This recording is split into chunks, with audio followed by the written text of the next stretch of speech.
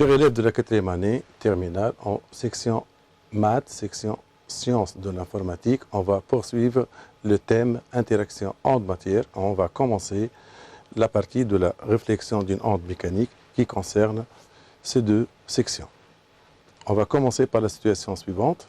Quel est le comportement de l'onde lorsqu'elle rencontre un obstacle qui arrête sa progression? On va exploiter ensemble la vidéo de la réflexion d'une onde plane pour observer le phénomène de réflexion.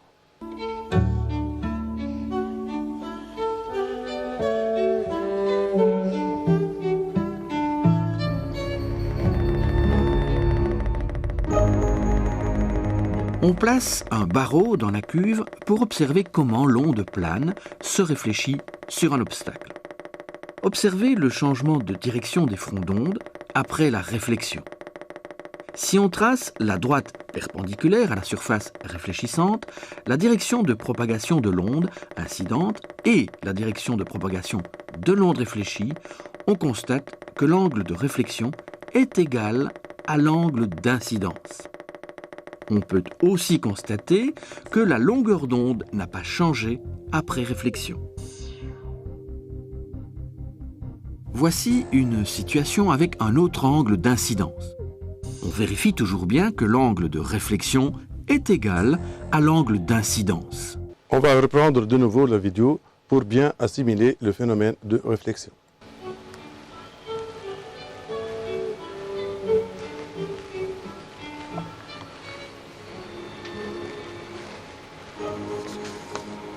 On place un barreau dans la cuve pour observer comment l'onde plane se réfléchit sur un obstacle. Observez le changement de direction des fronts d'onde après la réflexion. Si on trace la droite perpendiculaire à la surface réfléchissante, la direction de propagation de l'onde incidente et la direction de propagation de l'onde réfléchie, on constate que l'angle de réflexion est égal à l'angle d'incidence. On peut aussi constater que la longueur d'onde n'a pas changé après réflexion. Voici une situation avec un autre angle d'incidence. On vérifie toujours bien que l'angle de réflexion est égal à l'angle d'incidence. À partir de la séquence vidéo, on peut conclure qu'une onde incidente progressive plane d'angle d'incidence I, de longueur d'onde lambda, qui se propage dans un milieu de propagation, subit une réflexion au niveau d'un obstacle plan et donne naissance à une onde progressive, plane réfléchie, de longueur d'onde lambda prime. Donc si je vois la figure, la longueur d'onde lambda, c'est la distance parcourue par l'onde pendant une période. C'est une longueur d'onde incidente. La direction de l'onde incidente. Au point I, on trace la normale de l'obstacle. Donc on voit bien que le phénomène de réflexion, le phénomène de l'onde incidente se trouve dans le même plan. Vous voyez bien la direction de l'onde réfléchie. Et dans notre cas, on constate que lambda égale à lambda prime, I égale à I prime, qui nous rappelle la deuxième loi de Descartes relative à la réflexion dans le cas d'un rayon lumineux en contact avec un miroir plan sous un angle d'incidence I. Maintenant, chers élèves, on va traiter ensemble le phénomène de réfraction d'une onde mécanique, soit la situation déclenchante suivante: comment se comporte une onde lorsqu'elle rencontre un second milieu dans lequel la vitesse de l'onde est différente de celle du premier. On voit ensemble aussi une séquence vidéo pour cette partie. On place un morceau de plexiglas dans la cuve de façon à réduire la profondeur de celle-ci. On observe le changement de direction des fronts lorsque l'onde progresse dans un milieu moins profond. On constate également que la longueur d'onde, la distance entre deux fronts d'onde, a changé. Le changement de direction pris par l'onde quand elle passe dans un milieu différent s'appelle la réfraction. Ici, l'onde se déplace à une vitesse qui dépend, entre autres, de la profondeur de l'eau. Quand l'onde arrive au niveau du plexiglas, sa vitesse change et c'est ce changement qui est à l'origine du phénomène de réfraction. On comprend également que la longueur d'onde change si on se rappelle la relation qui lie la longueur d'onde, la fréquence et la vitesse de l'onde. La fréquence de l'onde f reste constante. Si la vitesse de l'onde diminue lorsqu'elle arrive au niveau du plexiglas, la longueur d'onde diminue également. La loi de la réfraction est donnée par la relation suivante. Le sinus de l'angle d'incidence divisé par le sinus de l'angle de réfraction est égal à la vitesse de l'onde dans le premier milieu divisé par la vitesse de l'onde dans le deuxième milieu. On va visualiser ensemble pour la deuxième fois la séquence vidéo pour bien voir le phénomène de réfraction. On place un morceau de plexiglas dans la cuve de façon à réduire la profondeur de celle-ci. On observe le changement de direction des fronts lorsque l'onde progresse dans un milieu moins profond. On constate également que la longueur d'onde, la distance entre deux fronts d'onde, a changé. Le changement de direction pris par l'onde quand elle passe dans un milieu différent s'appelle la réfraction. Ici, l'onde se déplace à une vitesse qui dépend, entre autres, de la profondeur de l'eau. Quand l'onde arrive au niveau du plexiglas, sa vitesse change et c'est ce changement qui est à l'origine du phénomène de réfraction.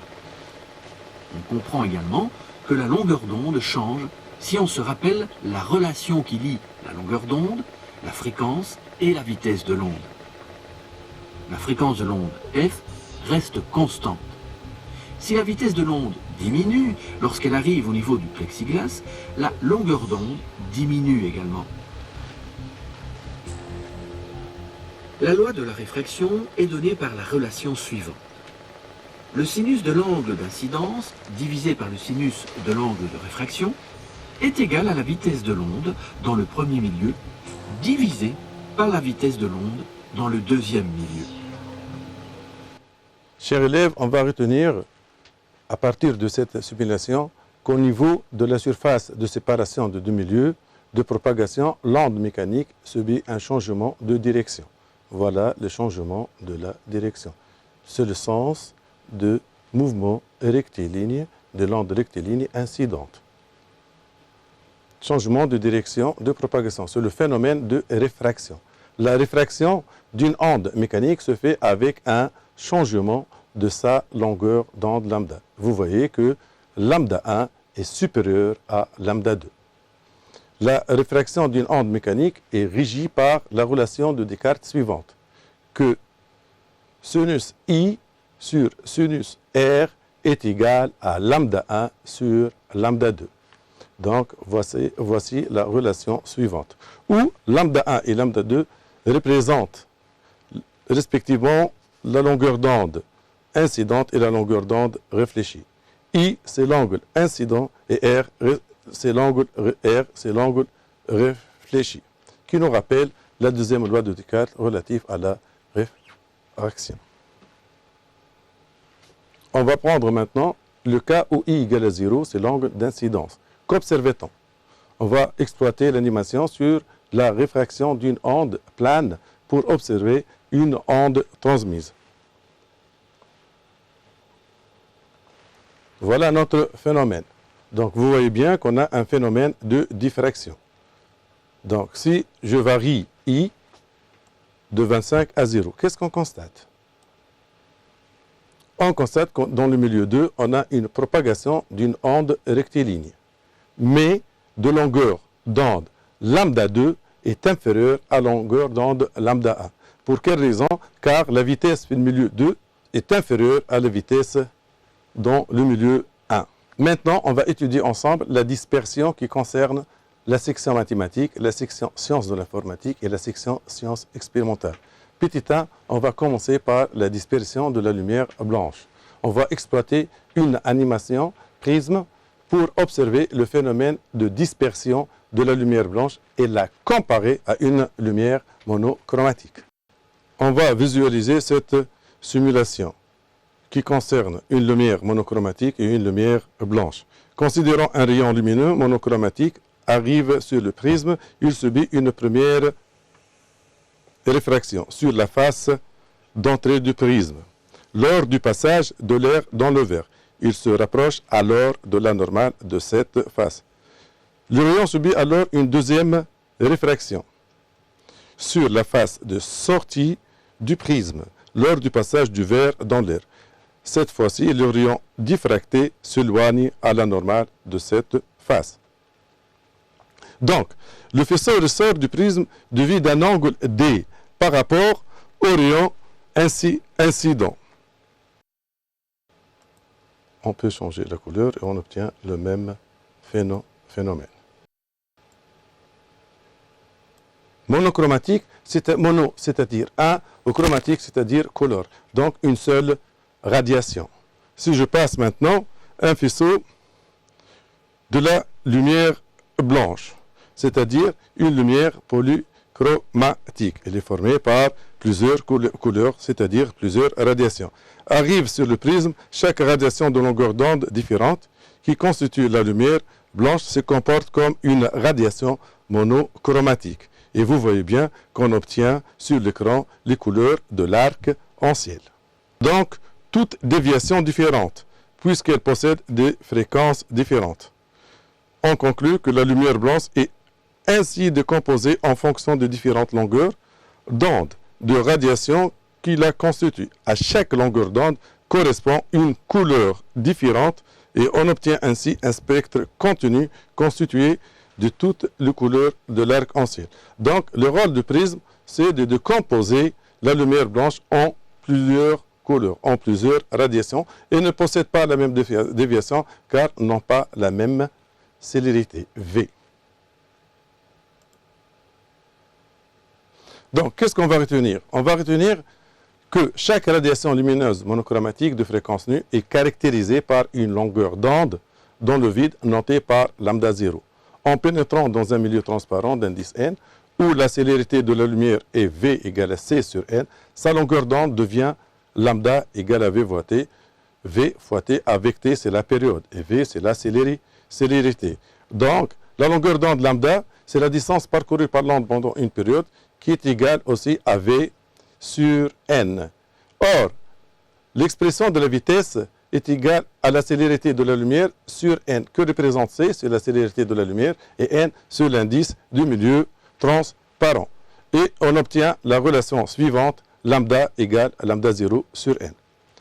Le phénomène de dispersion de la lumière est la variation de sa célérité V dans un milieu transparent d'indice n, en fonction de sa fréquence. Ainsi, la déviation d'une radiation lumineuse monochromatique par un prisme en verre d'indice n dépend sa fréquence nue. Tout milieu transparent d'indice de réfraction n, où la célérité d'une radiation lumineuse dépend de sa fréquence, est appelé milieu dispersif.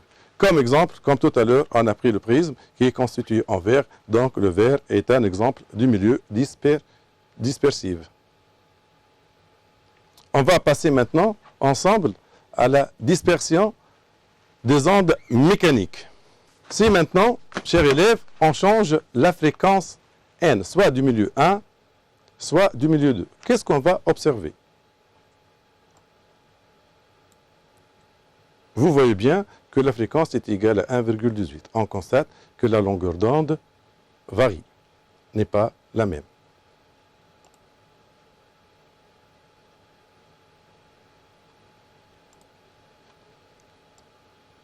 Si je prends une deuxième fréquence, telle que n égale à 0,67, vous voyez bien que l'onde transmise, mais la longueur d'onde n'est pas la même.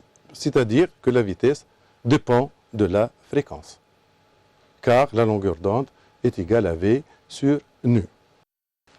On conclut donc que la célérité V d'une onde mécanique dans un milieu de propagation donné ne dépend pas uniquement de la nature de ce milieu, mais dépend aussi de sa fréquence n. On dit qu'il s'agit du phénomène de dispersion d'ondes mécaniques. Et on passe maintenant à une évaluation. Donc, notre évaluation. Je commence par la première partie. La première question, donnez quelques caractéristiques des ondes mécaniques et des ondes lumineuses, appelées aussi des ondes électromagnétiques. On réfléchit un peu. Je passe maintenant à un petit tableau. Pour les ondes mécaniques, ces ondes ont besoin d'un milieu matériel pour se propager, tel que l'air et l'eau. Or, les ondes lumineuses n'ont pas besoin d'un milieu matériel pour se propager. Elles se propagent dans le vide. Les ondes mécaniques, pour les ondes mécaniques, les célérités des ondes mécaniques sont faibles, comparées aux célérités de ondes lumineuses. Exemple, la célérité du son dans l'air est 340 mètres par seconde. La célérité du son dans l'eau est à peu près 1500 mètres par seconde. Et la célérité du son dans l'acier à peu près 6000 mètres par seconde. Par contre, la célérité d'une onde lumineuse dans l'air est 3 à 10 à la puissance 8 mètres par seconde. La célérité dans l'eau est 2,2 10 à la puissance 8 mètres par seconde. Et la célérité dans le verre est 2 10 à la puissance 8. On passe maintenant à la question suivante. Quel est le domaine selon la longueur d'onde lambda de la lumière visible? Donc, on voit bien que la lumière visible, pour le violet 400 nanomètres est égale à 400 fois 10-9 mètres, et 800 nanomètres, c'est le rouge, égal à 810-9 mètres. C'est le domaine visible. On passe à la question suivante. Le phénomène qui permet de mettre en évidence le caractère ondulatoire de la lumière. Et on va cocher ensemble la bonne réponse. Je commence après par la correction de cette question. Donc, le phénomène de réflexion impossible, c'est le phénomène de diffraction. Maintenant, si on regarde la figure ci-dessous, on obtient par diffraction d'un faisceau lumineux un obstacle de petite taille. L'ouverture est soit un trou carré, soit une fente rectangulaire fine, soit un trou circulaire ou un trou triangulaire. Donc, on a vu tout à l'heure, pour le phénomène de diffraction, il s'agit d'une fente rectangulaire. Je passe à la question suivante. La lumière est une onde mécanique, électromagnétique, qui peut se propager dans le vide, qui peut se propager dans un milieu matériel, qui ne peut pas se propager dans un milieu matériel. On peut réfléchir un peu. Et la réponse est la suivante. La lumière est une onde électromagnétique. La lumière qui peut se propager dans le vide. Et la lumière qui peut se propager dans un milieu matériel tel que l'onde mécanique. Soit la question suivante. Un faisceau de lumière monochromatique de longueur d'onde lambda égale à 620 nanomètres arrive sur un obstacle percé d'une fente verticale de largeur A. L'écart angulaire θ est égal soit à 6,2 10-3 radians, 50 degrés, 6,2 radians et 8,24 10 à la puissance 2. On va prendre quelques secondes pour réfléchir. D'après le cours, θ est égal à lambda sur A. Et par suite, notre valeur est 6,2 10-3 radians. Je passe à la question suivante. Quand la lumière passe d'un milieu à un autre d'indice optique n différentes, est-ce que la fréquence de la lumière est modifiée, la largeur d'onde de la lumière est modifiée, la couleur de la lumière est modifiée, la célérité de la lumière est modifiée? Cochez la bonne réponse. Je vous attends, mes élèves. Donc, on passe à la réponse. C'est la longueur d'onde de la lumière est modifiée et la célérité de la lumière est modifiée. La question suivante. Un faisceau de lumière monochromatique de longueur d'onde lambda égale à 620 nanomètres arrive sur un obstacle percé d'une fente verticale de longueur d'onde A. La figure de diffraction est obtenue soit horizontale, soit verticale. Cochez la bonne réponse. On peut faire un petit rappel au cours que les tâches se trouvent horizontales ou bien perpendiculaires à la fente. Donc, or, notre faisceau de lumière monochromatique d'onde 6 arrive sur un obstacle percé d'une fente verticale. Donc, elle est comment? Elle est horizontale. Je passe à la question suivante. Un milieu 1 a un indice optique N1 supérieur à l'indice optique N2 d'un milieu 2. Une lumière de longueur d'onde lambda dans le vide passe du milieu 1 au milieu 2. Cochez la bonne réponse. La longueur d'onde lambda 1 de la lumière dans le milieu 1 est plus grande que la longueur d'onde lambda 2 de la lumière dans le milieu 2. Ou la longueur d'onde lambda 2 de la lumière dans le milieu 1 est plus petite que la longueur d'onde lambda 2 de la lumière dans le milieu 2. Ou bien la longueur d'onde ne dépend pas du milieu dans lequel c'est propagation de la lumière. Par conséquent, lambda 2 égale à lambda 1. On peut réfléchir un peu. On fait un petit rappel de cours. Que V est égal à C sur N, avec C la célérité de la lumière et N l'indice de réfraction. Avec une petite réflexion, on trouve que la longueur d'onde lambda 1 de la lumière dans le milieu 1 est plus petite que la longueur d'onde lambda 2 de la lumière dans le milieu 2. Dans l'eau, la longueur d'onde d'une radiation de fréquence 5,0910 à la puissance 14 Hz vaut 442 nanomètres. Quel est l'indice de l'eau donné la vitesse de la lumière dans le vide? Et c'est 3,10 à la puissance 8. Soit n égale 0,76, soit n égale à 1,1, soit n égale à 1,3 ou n égale à 1,5. On réfléchit un peu. Donc, la bonne réponse, c'est n est égal à 1,3. Je passe encore à cette situation. Une onde circulaire touche une fente. Parmi les propositions précises ci-dessous, quelle est celle qui est correcte? Justifiez le choix réalisé. Donc, vous voyez bien qu'on a une onde circulaire telle que la largeur de la fente est supérieure à la longueur d'onde. Une onde incidente circulaire aussi, mais la fente, la valeur de la fente à l'ouverture de la fente, c'est-à-dire, est pratiquement égale à la longueur d'onde lambda. Qu'est-ce qu'on observe? Par contre, dans la troisième figure, on a une onde circulaire, on obtient une partie rectiligne et l'ouverture de la fente est très supérieure par rapport à la longueur d'onde.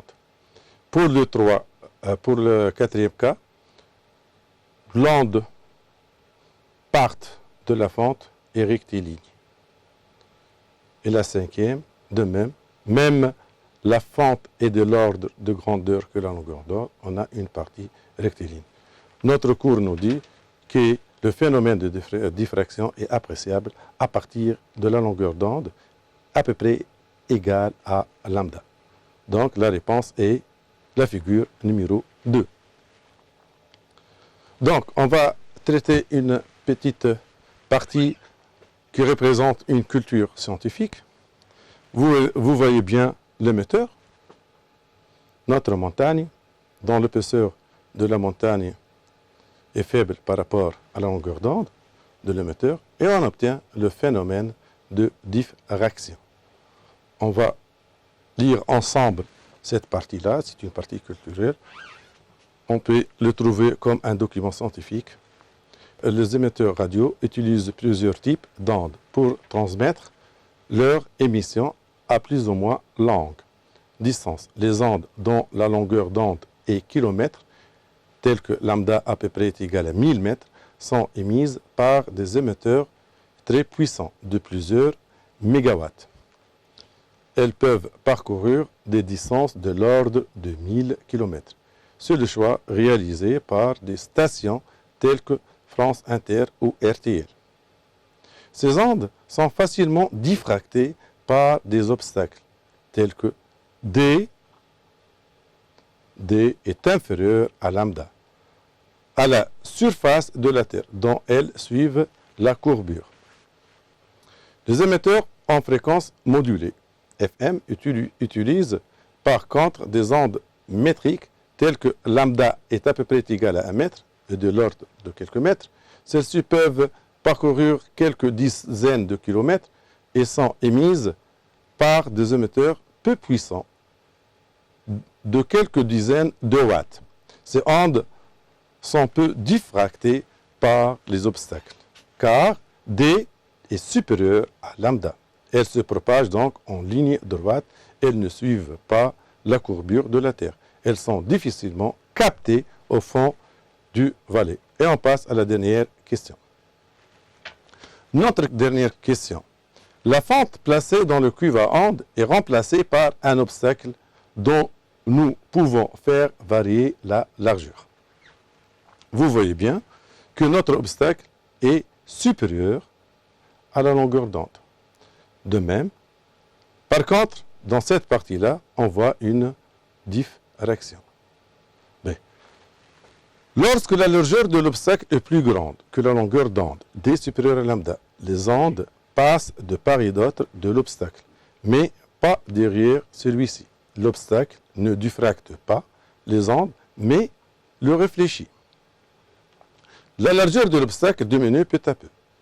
Quand celle-ci devient proche de la longueur d'onde, D est inférieur ou égal à lambda, des ondes circulaires se forment derrière l'obstacle et les constituent l'onde plane en superposant.